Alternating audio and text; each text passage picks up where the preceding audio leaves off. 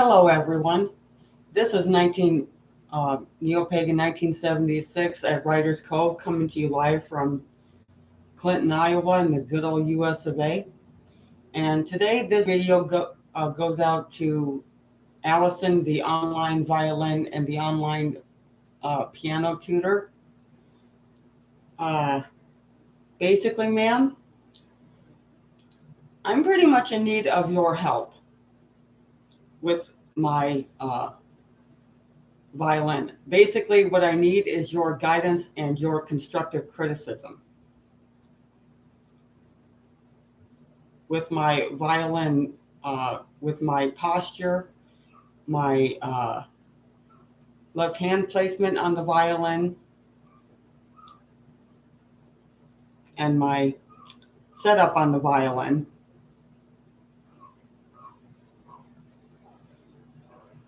Okay, basically, little background information for you. Okay, my name is Dorothy, and I basically live in the U.S. in Clinton, Iowa, and I have always loved the music of the symphony orchestra. Ever since I was a little girl, I fell in love with the string section, and more in particular, the violin. I love the beautiful music of the violin. And for as long as I can remember, I've always wanted to learn how to play. Now, unfortunately, while I was growing up, I just didn't have the money to actually buy a violin. And I had to wait until I was like in my mid 40s to be able to afford one. But thankfully, after a while, I was able to get one. Now, this is my violin. It basically is a glary, full-size, solid wood violin. Basically, it came with everything that it was that I needed. I got it online from Walmart.com for basically close to $80. So yeah, it was definitely bought well under $100. It's a violin that's well under $100. Okay, as you can see, I already have the shoulder rest on. This is a Raj shoulder rest. The shoulder rest that the violin came with absolutely didn't work at all well, so I had to get a different one. And this here on the chin rest is basically the top half of a device that I had bought, to see if I could, go without buying the shoulder rest right here that I just told you about. And unfortunately, the shoulder rest that this top piece came with didn't work at all well either. It didn't give the right amount of height I needed. So I had to use this Raj shoulder rest instead. And I got to admit that this Raj shoulder rest is it's pretty good. Okay, as you can see, this is an electroacoustic violin. So basically meaning I could hook this up to an amp if I really wanted to. And here is the controls for the electric segment of the violin. Okay. Now, like I said, I basically need your help with my posture. I need you to critique my posture. And I need you to critique the way the placement, my violin shoulder placement, as well as my left hand placement. And my playing ability, if you don't mind. Because I really, really, really do need your help.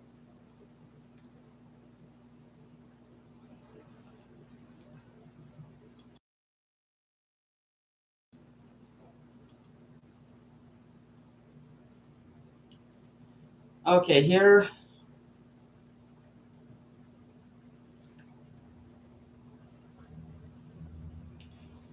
This, just so you know, this top half here basically was detachable from the lower half shoulder rest that it came with. And it basically gives padding to the chin rest because the chin rest is very uncomfortable without it. But okay, here is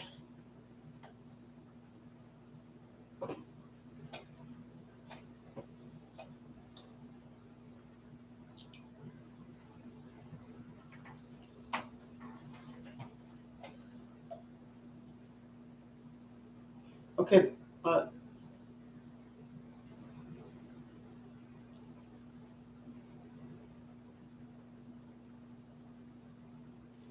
This is the way I have the shoulder rest sitting on my.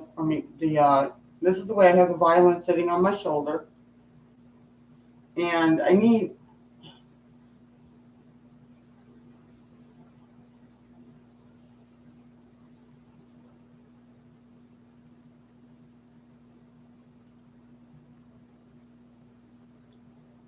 you to tell me exactly what I'm doing wrong here, if I'm doing anything wrong at all. And this is how I have my left hand on the neck of the violin.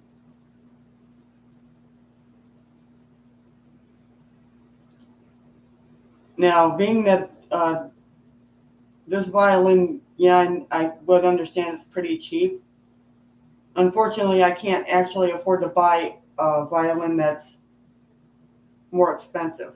I just don't have the money for that.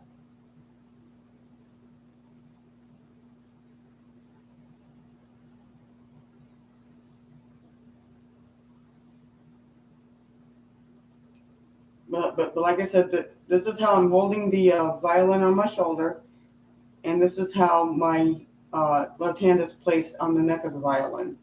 And I need you to let me know if I'm doing anything wrong here with my posture and with the way I'm holding my violin and my left hand placement. The strings I'm using are D'Addario Prelude medium tension strings. The factory strings that the violin came with just did not, they did not hold up. And the glary strings, replacement strings that it came with, I tried those for a while, but come to find out these D'Addario Preludes are a lot more durable than the glary. And I also get these from Walmart too online. Oh, by the way, I'm also 47 years old. I mean, I understand that you've mentioned several times that that age doesn't matter when you're trying to learn an instrument. But I just wanted to throw that out there to give you a little bit more background. So if I'm doing something wrong here, please feel free to critique the way I'm holding this violin and the way I'm standing and the way my left hand is placed on the neck, please. Okay, this bow here came with the violin, and the device I have on the end of the bow is basically a device that helps my pinky stay on the on top of the bow stick. It's basically for muscle memory to train the pinky to not fall off, especially not at the most inopportune moments.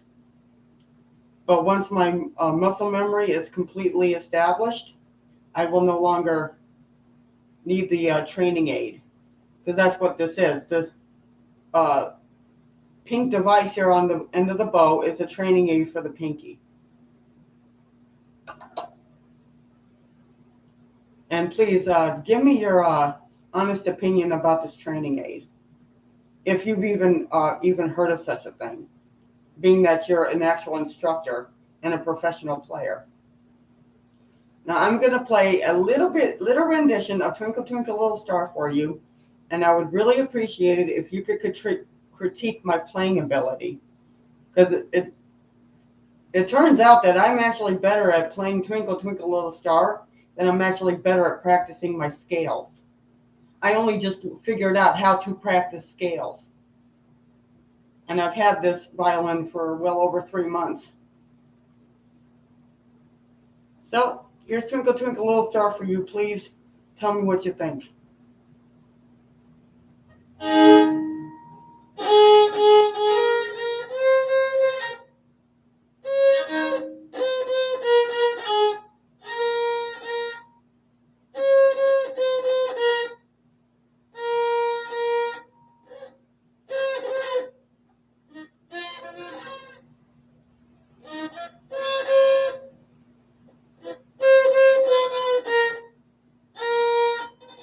Oops, sorry.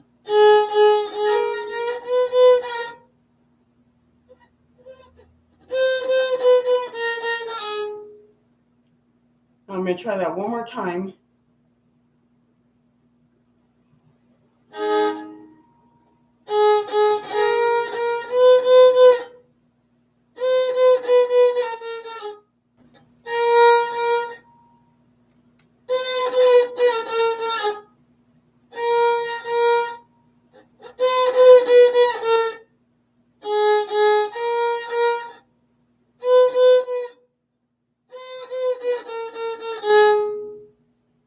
And that was Twinkle Twinkle Little Star. Unfortunately, I don't know any more songs than that.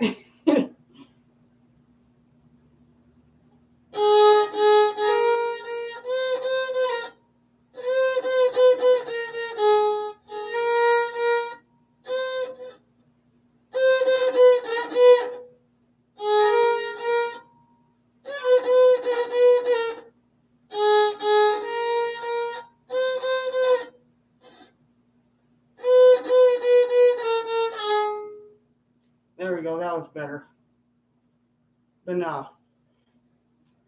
So if you could give me your honest opinion about all this, I would really, really appreciate it, Allison. I really would.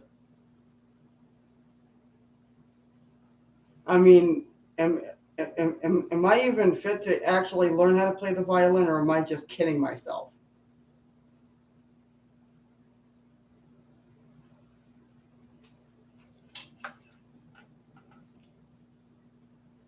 Okay, where in the world did I put my rosin?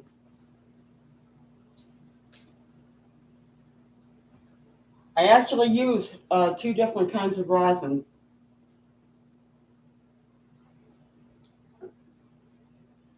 Oh, here we go. I actually, this type of rosin actually came with the violin. And this is the rosin that I actually bought from a local shop called Tegler's right here in Clinton, Iowa. And let's see.